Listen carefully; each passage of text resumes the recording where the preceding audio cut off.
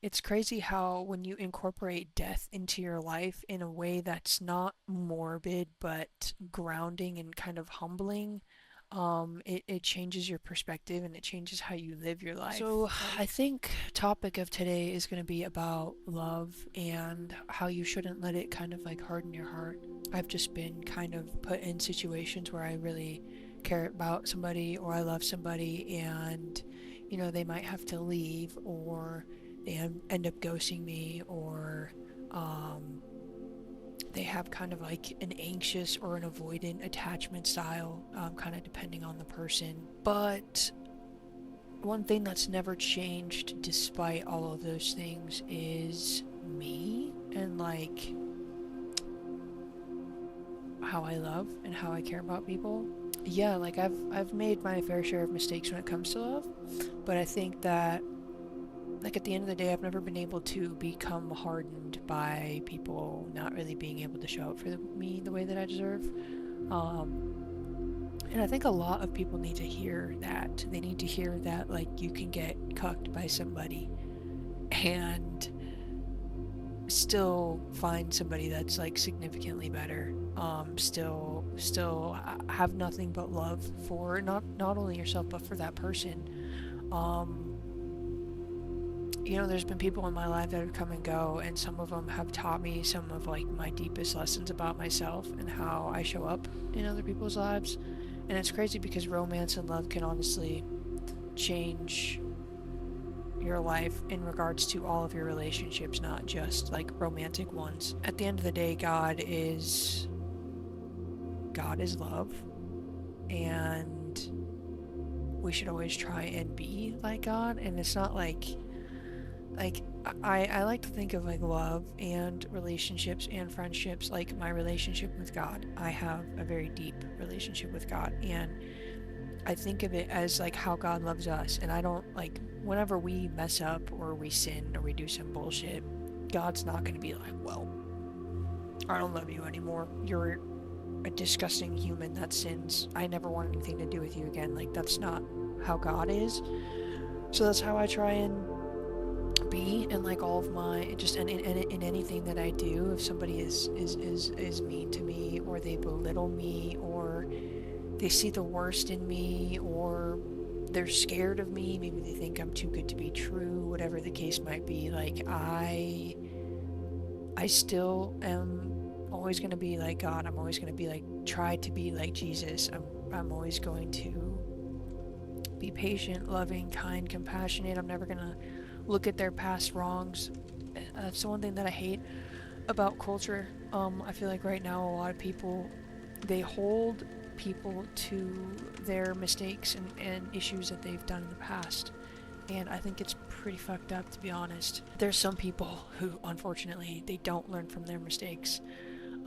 They do the same thing over and over, and it's valid to call people out on stuff like that. But for other people who you can tell maybe they have truly changed and grown, and maybe they just made another mistake, but it was completely unrelated to whatever mistake they made in the past, I think it's important to look at a person for where they're at now, not for where they used to be, because there's nothing more debilitating than to be constantly compared to who you used to be.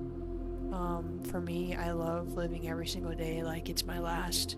I truly think that it's important to live like that because when you do, you don't harp on yourself for who you are today. You just try and be your best self. You just try to be the best. You try to love. You try to show up for people. Like, it's crazy how when you incorporate death into your life in a way that's not morbid but grounding and kind of humbling, it changes your perspective and it changes how you live your life.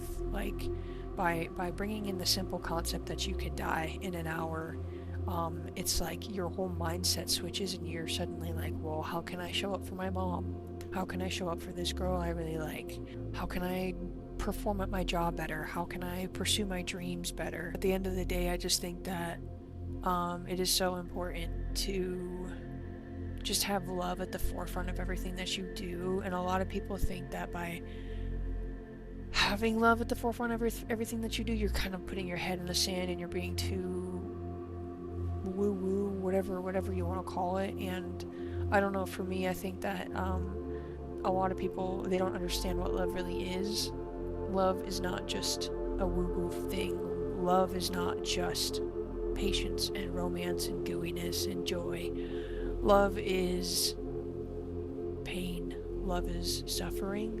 Love is sacrifice. It's compromise. It's patience to the extreme degree of ego death. It is there. Love is great, but love, there's also like a dark side to love. It's not all butterflies and rainbows. And so when I say to put love at the forefront of everything you do, I say to put both sides of love at everything that you do. So for anybody that's kind of going through relationship issues, relationship distance, like you're maybe having a separation with somebody that you really care about, or it's just a full separation, or maybe you're really struggling with like one of your passions, or maybe you feel lost, maybe your job's kind of consuming you and you don't know what's going on or what to do or how to move forward. Just always think about love and think about what is the most loving thing that you could do for yourself in this moment. And not only what can you do for yourself, but how can you be an example of love for somebody else? Because I think people misunderstand what a miracle is. A miracle is not just something random that happens to you because you pray to God. How miracles happen, it always starts with you. And the way that it starts with you is you have to be a miracle in an instance where that would honestly never occur. The best way that I can put this into an analogy is I was sexually assaulted for 2 years during my childhood by somebody that was very close to me. And anybody in my situation like that maybe would have gotten mad or upset, incredibly depressed, like to the point of like self-depression. I do believe that's a thing where like you can get depressed and then just choose to be in the depression and then continue to get worse. Now I'm not saying that that's all depression. There is some depression where it gets worse no matter what you do, even if you want to get better. So definitely don't want to knock that at all. That's a very valid thing to have, and I feel I send a lot of love out to those people and I pray for those people. But for me specifically, like, I don't know why, but I've always been able to kind of get myself out of dark places pretty easily. And so the miracle that I was in that situation was I forgave that person. I sent them love. I prayed for them. I didn't let it ruin me. I didn't let it traumatize me to the point where I could never be in a relationship with somebody. I acted in a way that that maybe in a normal circumstance someone wouldn't have acted in. And so that's what it means to be a miracle, and that's what it means to put love first in everything that you do. It is quite literally like being the opposite of what any other person would do, being the opposite of what your emotions would do. If your instant emotion in like crowded traffic is to be irritated or rushed or anxious, then the way that you make a miracle in that moment is you pop on your music and you dance and you have fun and you laugh and you smile.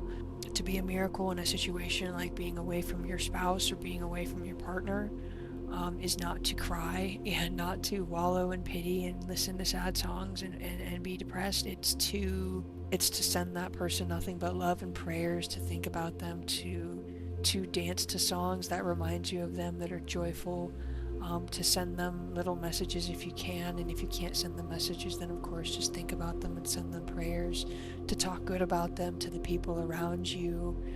It really is, life at the end of the day is just about inserting love and miraculous energy into everything that you do, and the way that you create miracles is to be the exact opposite of what your ego and your emotions want to be. I just think that if you're going through something, just remember to be loved, to feel love, to have faith, and to just believe that everything is happening for a reason, and you're